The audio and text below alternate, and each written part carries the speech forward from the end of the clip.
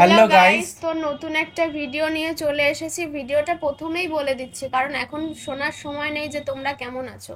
কারণ যা কমেন্টে শুনছি যে গায়ে কাটা দিয়ে উঠছে। সত্যি পরিস্থিতি শুনে জাস্ট আমি অবাক যে বাংলাদেশের মানুষ এত পর্যায়ে খারাপ রয়েছে, মস্তিষ্ক বলো, অত্যাচার বলো বা মানসিকভাবে ভারসাম্য বলো। হ্যাঁ, বললো যে আমরা কিন্তু ভালো নেই, দেশটা কিন্তু ভালো নেই, সেরকমই একটা ভিডিও নিয়ে চলে এসেছি। আবু সাঈদের মৃত্যু এবং এই প্রয়োজনীয় একটা প্রশ্ন নিয়ে চলে এসেছি একদম। আর এই কন্টেন্টের মধ্যে কি বিশেষত্ব বলতে চেয়েছি যে মানে মৃত্যুর কারণে একটা প্রশ্ন রয়ে গেছে, সেই যে মানুষটা বুক মানে সত্যিকারের সুপারম্যান আমরা দেখতে পেরেছি, যে তার বুকটা ঠেলে দিয়েছিল, যে গুলিতে সে মারা গেল। জাস্ট আমি অবাক যে ভিডিওটি দেখে, যে অনবরত চেষ্টা করছে বুক ফুলিয়ে থাকা, একটা বলে না বুক, বাঙালি বুক ফুলিয়ে থাকতে পারে। মৃত্যু হচ্ছে সে নিজেকে মানে মৃত্যুর কাছে ঢেলে দিচ্ছে। স্যালুট ওনাকে, সত্যিকারের সুপারম্যান আমরা দেখতে পেরেছি। এমন একটা মানুষ জাস্ট আমি অবাক। আমার লাইফে দেখা যে সংগ্রামী জিনিসটা এই দুনিয়াতে প্রকাশ পাচ্ছে, মানে লাইফে, মানে এক্সপিরিয়েন্সে, আমাদের মানে বয়সটাতে, আমরা যে বয়সে আছি বা এখন সিচুয়েশনে, সেই হিসেবে বললাম যে একটা মানুষকে দেখলাম যে বিদ্রোহী জিনিসটা কি, যে বিদ্রোহী কবিতা মনে পড়ে গেল, যে বিদ্রোহী যে শিকল পড়া, সেই এনাকে না দেখলে আমরা বুঝতে পারতাম না সত্যি যে বাঙালি যে আগুনটা না এখনো জ্বলছে, এখনো জ্বলবে। হয়তো যতদিন সুপ্রিম কোর্টের অর্ডার না আসছে ততদিন ঘটবে এসব। অবশ্যই ভিডিওটি দেখবো আর এই পর্যায় থেকে বলবে যে বাঙালি আগের মতন ফিরে আসুক, এইগুলো বন্ধ হোক, এটাই হচ্ছে আমার কাছে আশা যেন পূর্ণ হয়, যে আশায় এই কাজগুলো করছে, যে নেমেছে। আর মেইন ভিডিও তোমার ডিসক্রিপশন বক্সে পেয়ে যাবে, ওখান থেকে তোমরা চেক আউট করতে পারো। যদি চ্যানেল যদি নিয়ে হতো প্লিজ সাবস্ক্রাইব করে পাশে থাকা বেল আইকনটি অল করে দিও নিত্য নতুন ভিডিও আপডেট পাওয়ার জন্য সবার প্রথমে। তো চলো গাইস, আজকে ভিডিওটি শুরু করা যাক। সেই মানুষটা, তাই না? নাম আবু সাঈদ, বাবার নাম মকবুল হোসেন, ঠিকানা বাবনপুর, পীরগঞ্জ, রংপুর, বয়স 25। মৃত্যুর কারণ লেখার জায়গায় লেখা brought dead on 16/7/2024 at 3:45 PM। এই দলিল বেগম রোকেয়া বিশ্ববিদ্যালয়ের ইংরেজি বিভাগের ছাত্র আবু সাঈদের মৃত্যুর। 16 জুলাই কোটা সংস্কারের দাবির আন্দোলনে রংপুর, ঢাকা এবং চট্টগ্রাম মিলিয়ে বাংলাদেশে যে 6 জনের মৃত্যু হয়েছিল, আবু সাঈদ তাঁদেরই একজন। সেদিন যে দুটি লাশ পড়েছিল তার একটি ছিল হকার মোহাম্মদ শাহজাহানের এবং অন্যটি ছিল ছাত্রলীগের সবুজ আলীর। আর চট্টগ্রামের মৃতদের মধ্যে ছিলেন মোহাম্মদ ফারুক, ওয়াসিম আকরাম এবং ফয়জাল আহমেদ। ওয়াসিম এবং ফয়জাল দুজনেই ছিলেন শিক্ষার্থী। 30 বছরের ফারুক ছিলেন আসবাব শিল্পী। গত 16 জুলাইয়ের ঘটনা। কোটা সংরক্ষণ আন্দোলনে উত্তাল বাংলাদেশ। একদিকে ছাত্রলীগ এবং সংরক্ষণ বিরোধী আন্দোলনকারীদের মধ্যে দফায় দফায় সংঘর্ষ, আর অন্যদিকে পরিস্থিতি নিয়ন্ত্রণে চলছে পুলিশের গুলি। রংপুরের বেগম রোকেয়া বিশ্ববিদ্যালয়ের ফটকের সামনে তখন রণক্ষেত্র। পুলিশের রাবার বুলেটের সামনে লাঠি হাতে দাঁড়িয়ে আবু সাঈদ।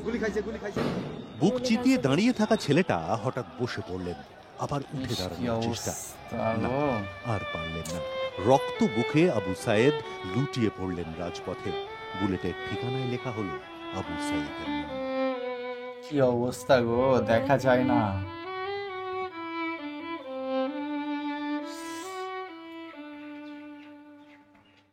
1987 সালে এরশাদের আমলে পুলিশের গুলিতে মৃত্যু হয়েছিল ছাত্র নূর হোসেনের। সেই মৃত্যু কবি শামসুল রহমানকে দিয়ে লিখিয়ে নিয়েছিল বুক তার বাংলাদেশের হৃদয়। 37 বছর পর সেই এক পুনরাবৃত্তি। আবু সাঈদের মৃত্যু আবারও মনে করিয়ে দিল শহরে টহলদার ঝাঁক ঝাঁক বন্দুকের সীসা আবু সাঈদের বুক নয়, বাংলাদেশের হৃদয়। দিনমজুর মকবুল হোসেনের 9 সন্তানের মধ্যে আবু সাঈদই একমাত্র যিনি বিশ্ববিদ্যালয়ে পড়ার সুযোগ পেয়েছিলেন। কোরবানির ঈদের শেষবার বাড়িতে এসেছিলেন, 3 দিন থেকে ফিরে গিয়েছিলেন ক্যাম্পাসে। বুধবার যখন কফিনবন্দি ছেলে পীরগঞ্জের বাবনপুরে ফিরল, আবু সাঈদের মা মনোয়ারা বেগম তখন বিষাদে আত্মহারা। বানভাসী চোখে তখন সন্তান হারানোর যন্ত্রণা, আর্তনাদ, মোর হাসিনা মোর ছেলক মারি ফালালি। ঘটনাচক্রে রংপুরের এই পীরগঞ্জ উপজেলাতেই শ্বশুরবাড়ি শেখ হাসিনার। পুলিশের গুলিতে সাঈদের এই মৃত্যুতে প্রশ্নের মুখে মানবাধিকার। গুলি না চালিয়েও কি আন্দোলনকারী শিক্ষার্থীদের নিবৃত্ত করা যেত না? কি বলছেন? বাংলাদেশের পুলিশ যে 3টি আইনি পথে তার কার্য প্রক্রিয়া চালায় সেগুলি হলো 1861 সালের পুলিশ আইন, 1898 সালের ফৌজদারি কার্যবিধি এবং 1943 সালের পুলিশ রেগুলেশন অফ বেঙ্গল। এই সব আইনই ব্রিটিশদের তৈরি, যেখানে পুলিশকে শক্তি প্রয়োগের ক্ষমতা দেওয়া রয়েছে, এমনকি কিছু ক্ষেত্রে গুলি চালানোর এখতিয়ারও দেওয়া হয়েছে। আইন অনুযায়ী গুরুত্বপূর্ণ সম্পদের নিরাপত্তা এবং আত্মরক্ষার্থে পুলিশ গুলি চালাতে পারে, তবে তা অবশ্যই হতে হবে যৌক্তিক। এখন প্রশ্ন, মঙ্গলবার দুপুরে বেগম রোকেয়া বিশ্ববিদ্যালয়ের সামনে কি আদৌ সেই ধরনের পরিস্থিতি তৈরি হয়েছে? গুলি চালানোর ঘটনায় 4 সদস্যের কমিটি গঠন করেছে রংপুর মেট্রোপলিটন পুলিশ। 2 সপ্তাহের মধ্যে তদন্ত শেষ করে রিপোর্ট জমা দেবে এই কমিটি।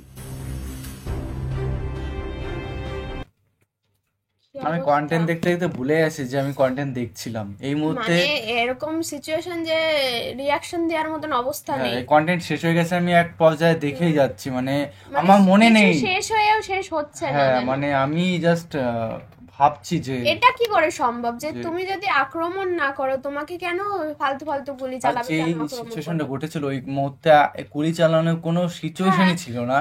তুমি এটাই যে দেখো, তুমি সাধারণ মানুষের যেন ক্ষয়ক্ষতি না হয় সেইটাই তুমি ধ্যান দাও। যদি ও আক্রমণ করতে আসছে, অনেকজন মিলে এক বাধা দাও, তুমি আক্রমণ করো। অনেক ডিফারেন্স ছিল গাইস। আমি জাস্ট দুটোর মধ্যে কিন্তু পার্থক্য আছে যে কেমন করে মানুষকে হ্যান্ডেল করতে হবে। কন্টেন্টটা দেখলাম, জাস্ট বুকে পাটাটা নড়ে উঠলো যে কি দেখলাম, মানে কিছু বলার নেই কন্টেন্টের মধ্যে। এটাও কি সম্ভব? এটা কি সম্ভব?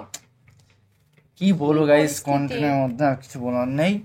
আর এরকম ধরনের এরকম ধরনের ভিডিও রিকোয়েস্ট করবো না, আমাদের দেখতে আর ইচ্ছেই করছে না, এতটা খারাপ লাগছে, বুক ফেটে যাচ্ছে না। জাস্ট আমি ভাবছি যে কি অবস্থা, এটা কিভাবে সম্ভব এটা। তো যাই হোক না কেন, ভিডিওটি কেমন লাগলো অবশ্যই কমেন্ট করে জানাও। আর আমাদের চ্যানেল যদি নিউ হয়ে থাকো প্লিজ সাবস্ক্রাইব করে দিও। তো চলো গাইস, নতুন একটা ফ্রেশ ভিডিওতে দেখা হবে আর এই ভিডিও কিন্তু সবাইকে শেয়ার করে দাও যে তোমাদের ভাইয়ের প্রাণ গেছে। তো চলো guys, bye bye, take care.